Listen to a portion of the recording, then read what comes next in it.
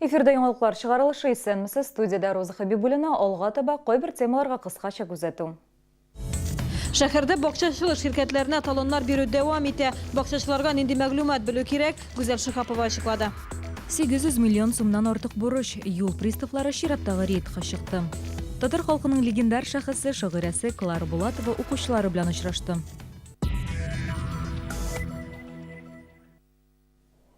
Бакча сезоны башлануга бер ай вакыт калып бара. Шул уңайдан шәһәрдәшләргә талоннар бирә башладылар. Бушлай йөрү хукукына ия булу өчен нинди документлар кирәк? Кая мөрәҗәгать итәргә? Гүзәл Шихапова материалында. 55-нче мәктәп коридорында чират җыелган пункт көндезге 2дә генә ачыла. Әмма шәһәрдәшләр бер сәгатькә алдан килгән. Укучыларга комачауламыйлар, талоннарны дәресләр биткәч бирәләр. Бер кешегә 6 талон. Мало, конечно. Что там? 6 талонов на 3 дня. Туда и обратно 2 талона уже все. На полнедели. Да, мне достаточно это. Бабушка ездит, а я на машине. Но ей надо иногда приехать в сад туда. Ну, достаточно, я считаю. Оно было 50 рублей. Сейчас не знаю в этом году как будет. На чем ездили? На автобусе. И еще наша организация АО «Стройдеталь» не платит деньги. Не знаю, дадут мне талоны или не дадут. Талоннарны бөтенесенә дә бирмиләр. Аларны алу хокукына бюджет урыннарына, КАМАЗдан пенсияга китүчеләр, ятимнәр, сугышта катнашучылар һәм башкалар ия. Үзең белән документлар булу кирәк. Основные документы – это пенсионное удостоверение, садоводческая книжка, паспорт и трудовая книжка. Талоннарны эш көннәрендә 2-дән 5-кә кадәр бирәләр. Адресларны район хакимиятенә шалтыратып белергә мөмкин. Гүзәл Шихапова, Сергей Вильданов, яңалыклар. Казанда эшмәкәр советының чираттагы утырышы узды. Очрашуда чаллы бизнес вәкилләре дә катнашты. Совет каршында белгечләр базасы һәм контакт үзәк эшли. Бу исә сорауларга тиз арада җавап табарга ярдәм итә. Очрашуда нинди сораулар каралды? Хәбәрчебез дәвам итә. Беренче булып авылда 3 кибет тотучы эшмәкәр чыгыш ясады. 1 июльдән сату белән шөгыльләнүче бизнес вәкилләре онлайн кассалар урнаштырырга тиеш. Бу күп кешене хафага салган. Если честно, я не представляю, как мы будем работать без долговой тетрадки. Но самая основная проблема – это обучение персонала. Если посмотреть, кто у нас работает, это, как правило, повар преклонного возраста, которые просто в панике только при одной мысли, что им придется осваивать компьютерную технику. Рөстәм Миңнеханов авыл халкы 1000 кешедән дә ким булган очракта кибетләрдә онлайн кассалар урнаштырмаска мөмкин дип рөхсәт итте. Очрашуда алдынгы үстерелешле территориягә керү шартларын йомшарту мөмкинлеген дә карадылар. Булачак резидентларга җир аукционсыз гына бирелә, әмма документлар җыярга кирәк. Хәзер бу процедура җиңеләйде.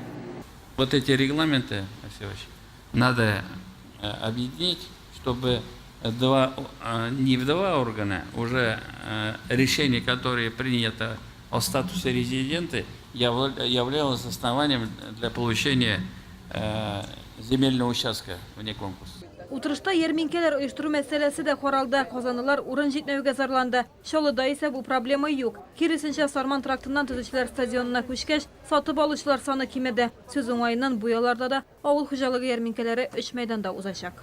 Гүзәл Шихапова, яңалыклар.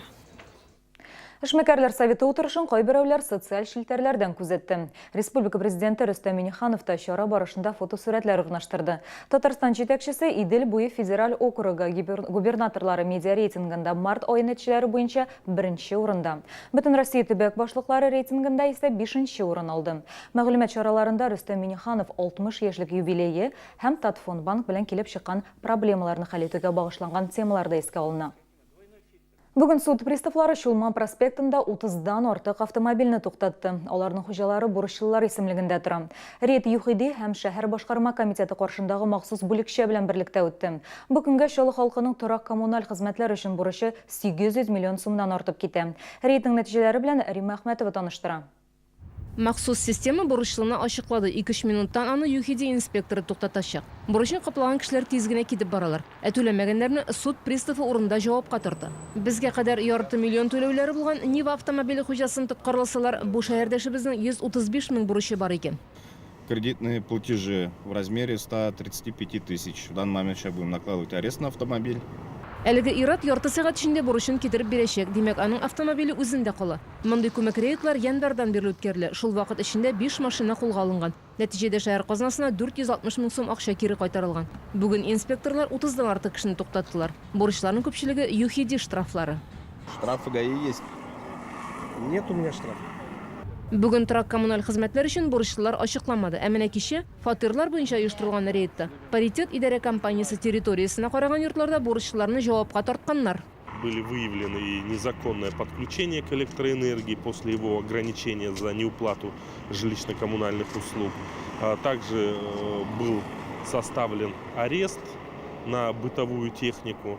Задолженность у людей она разная, от 20 тысяч до 500 и до 700 тысяч. Машина хуҗаларының реакциясына килгәндә күпләр суд приставлары таләпләрен урында ук үтәргә әзер. Бәхәсләшүче дорфалык күрсәтүчеләр дә чырый. Шулай да законны хөрмәт итүче шәһәрдәшләребез күбрәк. Вовремя заплачиваешь, можно за половину заплатить. Вот у меня документ проверял инспектор, все нормально у меня. Шәһәр автомобиль юлларында мондай рейдлар атна сайын 2-3 тапкыр үткәрелә. Рим Әхмәтов, Ленар Султанов, Яңалыклар. Республика буенча да бурычлар белән көрәш бара. Быел приставлар бурычлардан 30 миллиард сум акча кайтарган. Бу узган елның шушы вакыты белән чагыштырганда 600 миллионга күбрәк. 40 мең ватандашыбыз әҗәтләре аркасында чит илгә чыга алмады. Ел азагына кадәр аларның саны 3 тапкыр артырга мөмкин дип кисәтә приставлар. Әгәр бурычларны һәм штрафларны вакытында түләсәләр, чит илгә проблемаларсыз чыгып булачак дип белгечләр. Татагропромбанк клиентларына ташламалы кредитлары, лизинг һәм консультатив ярдәм күрсәтеләчәк. Авыр хәлдә калган барлык клиентларга да булышачаклар дип хәбәр итә Республиканың Икътисад министерствосы. Татагропромбанкның кертемчеләренә 19 апрельдан да соң түгел түләүләр башланачак. Искә төшереп үтик, иминiyet түләүләре 1 миллион 400 мең сумнан артмаган очракта 100% кайтарыла. Бүген Үзәк китапханәдә Габдулла Тукай исемендәге премия лауреаты, республиканың атказанган мәдәният хезмәткәре, күп җырлар авторы шагыйрә Клара Булатова белән очрашу узды. Шагыйрьнең иҗатташ дуслары, укучылар, җырчылар авторның әсәрләрен башкарды.